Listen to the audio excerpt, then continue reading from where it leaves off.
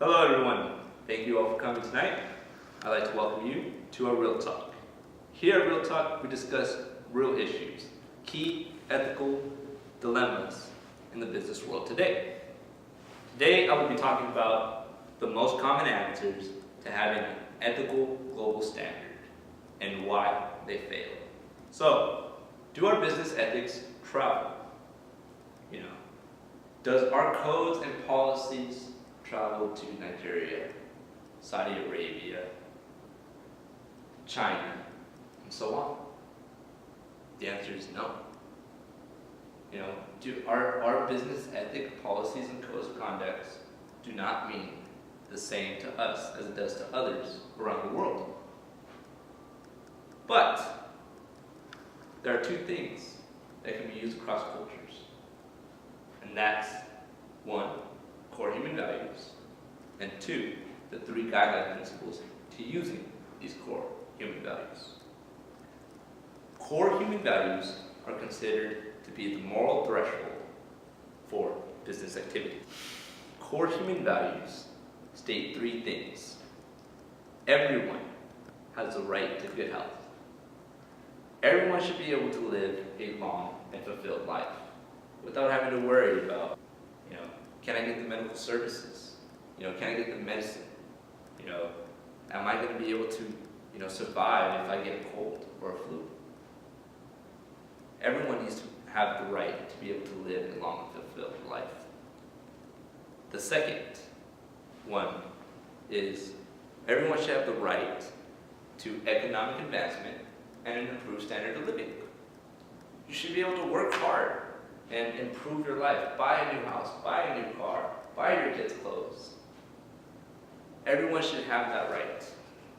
And last but not least, the third one. This value is considered to be the golden rule. Confucius said it best. Don't do to others what others wouldn't want to be done to themselves. Treat others with respect. Now, I know this seems simple, but a lot of countries can't seem to get this one right. And then we have the three guideline principles. The first one is to respect core human values. No brainer, right? Number two, you have to respect local traditions. Not everyone does everything the same. You can go to your neighbor's house. Things are different. That's a local tradition. Last but not least, context matters in deciding what is right and what is wrong.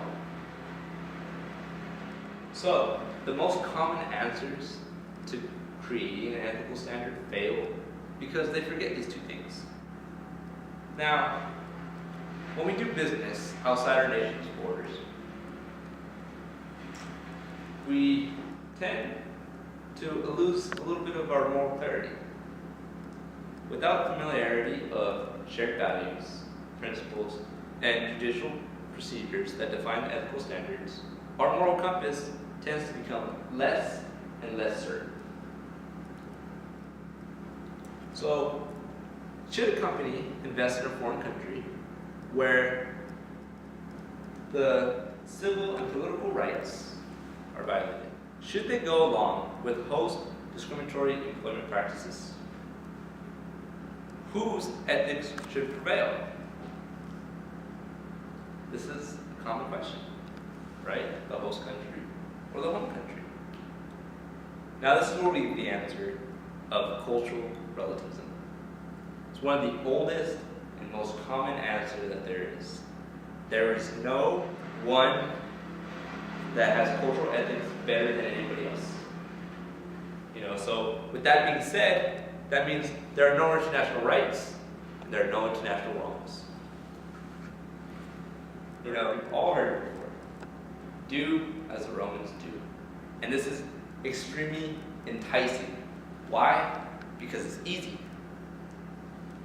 You don't care about the people there because they're not your people. You don't care about the environment because it's not your environment. We act as if it isn't a part of our responsibility to be ethical, especially when everybody else around us is not. So, let me tell you a story of why there's a problem with cultural relativism. In the late 1980s, there was a European tanneries and a pharmaceutical company that were looking to dump some of their waste. They looked, all across Africa's west coast from the Congo to Morocco. And, they couldn't find anybody at first. But then, the great Nigeria said, Nigeria with, leading and employee safety and citizen safety and,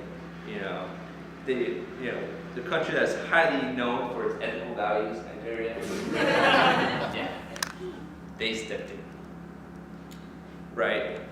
And so when Nigeria stepped in to take the waste, the workers were wearing sandals and shorts. They were carrying them and they were transferring them, and yet not one of them knew what they were carrying. Not one. Could you imagine what would have happened if a slip, a fall, a spill, what the outcome would have been? And then it gets better. It gets even better. They were dumping the waste next to a city where, people were living at, and it was easily accessible. Kids can go find it, play with it, no big deal. The people living there had no idea they were dumping this waste behind them, and yet no one saw that this was wrong. If you agree with cultural relativism, you would say, well, that's their choice. Who are we to say that that's not okay? Who are we to say that they can't do that? Now that's the problem. That's the problem with cultural relativism, because it is morally blind. Somewhere deep down, there are fundamental values that cross cultures, and companies must uphold them. They're the core human values, right? Number one, you have the right to good health. If they're not aware, they don't have that right, do they? No, they don't.